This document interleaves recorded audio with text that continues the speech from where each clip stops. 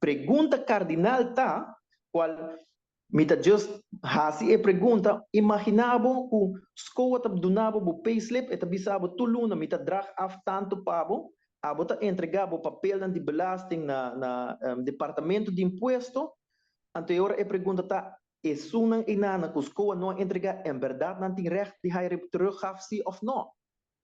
Essa é uma pergunta, não sabe. Pero esta é uma boa pergunta para buscar contexto riba jesi, porque assim na agenda dan kita hayando teruggaf, una não tem recht riba je, anto ko porta, trobe mit bisa porta, te asa na po by vordere terug, by cobra nang, paso na no tau tem recht riba je, paso na doin di trabalho no a drag af. E não é ponto onde nós estamos sentados com ele, é uma situação roupa fastidioso, pero vamos poner para o que bisa, é difícil nós começar a aumentar enorme bedrag jaarlijks, ja?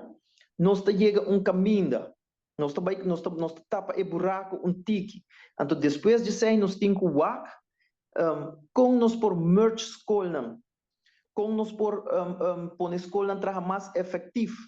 Dus, haciendo ese, nos lo llega a una solución para la escuela. El plan, comparado a financial audit y derecho a finanzas de escuela, tem. Pues ex-minister Rudy Lampa tem ainda. Dus, pues, é mesmo trabalhar riba de.